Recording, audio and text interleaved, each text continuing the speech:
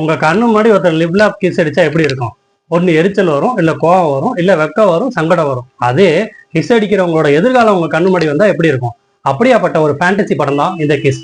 படம் ஸ்டார்ட் ஆன உடனே விஜய் சேதுபதி வாய்ஸ் ஓவர்ல அந்த காலகட்டத்துல பீரியட்ல ஆளாளகண்டங்கிற ஒரு மன்னர் இருந்ததாகவும் அவருக்கு பெண்கள் பிடிக்கலைன்னும் அவரோட படையில இருக்க சேனாதிபதியா இருக்க சேத்தன்கிறவர் ஒரு பொண்ணை விரும்புறாருன்னு தெரிஞ்சுக்கிட்டு அந்த மன்னர் அந்த பொண்ணை உயிரோடு எரிச்சு கொள்றாரு. இதை பார்த்த நம்ம சேத்தன் அந்த பொண்ணோட எரிஞ்சு செத்துறாரு. சாகும்போது உனக்கு கல்யாணம் ஆகாது, உனக்கு எந்த பொண்ணுமே அமையாதுன்னு சாபம் விட்டு செத்துறாரு. அங்க இருந்து கதை நம்ம நிகழ்காலத்துக்கு வரும்.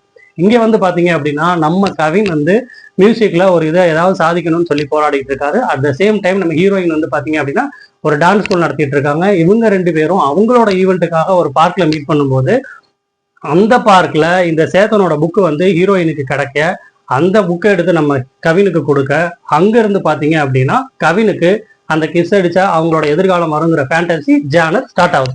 படம் ஃபுல்லாவே பாத்தீங்க அப்படின்னா யாரெல்லாம் கிஸ் அடிக்கிறாங்களோ அவங்களோட எதிர்காலம் எல்லாம் கவினுக்கு தெரிய வர இது என்னடா வம்பா போச்சு அப்படின்னு சொல்லி அவரு சைக்காட்டிஸ்டா இருக்க நம்ம விடிவி கணேஷ்ட போக அவரு ஒவ்வொரு இதா ட்ரை பண்ணி கடைசியில இந்த புக்கு உனக்கு யார் கொடுத்தாங்களோ அவங்கள்ட்ட இந்த புக்கை கொடுத்தா பிரச்சனை சால்வ் ஆயிடும்னு சொல்லி அதுக்காக நம்ம ஹீரோயின் இருக்க டான்ஸ் ஸ்கூல்ல இவர் டான்ஸ் கத்துக்க அனுப்ப அங்க போற இவரு ஹீரோயின் மேல காதல் வயப்படுறாரு.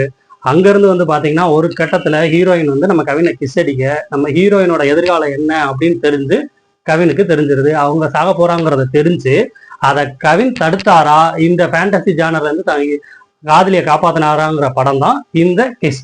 படம் ஃபுல்லாவே பாத்தீங்க அப்படின்னா நம்ம கவின் ஸ்கோர் பண்றதுக்கு எவ்வளவோ சான்சஸ் இருந்தும் உதாரணத்துக்கு அவங்க அப்பாவுக்கு டைவர்ஸ் வாங்கி கொடுக்கறதாகட்டும், இல்ல அவங்க அப்பா கடைசியில 7 சேனல்ல ஏன் இப்படி வச்சிருந்தாருன்னு கிளைமேக்ஸ்ல காமிக்கிற இடமாகட்டும், இல்ல ஒரு நாய்க்கு செடிச்சு அந்த நாயை காப்பாத்துறதுக்கு இவர் போற இடமாகட்டும், நிறைய இடங்கள் இருந்தும் எந்த இடத்துலையும் கவின் ஸ்கோர் பண்ணவே இல்லை. அந்த அளவுக்கு நடிப்பை வெளிப்படுத்தல.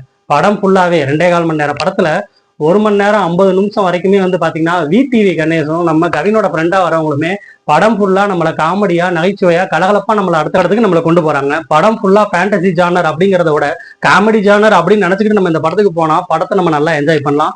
Must watch in movie in case. மிக முக்கியமா நம்மளோட விடிவி கணேசும் அவரோட காமெடிக்காகவே இந்த படத்தை நம்ம போய் தியேட்டர்ல பார்க்க வேண்டிய படம்.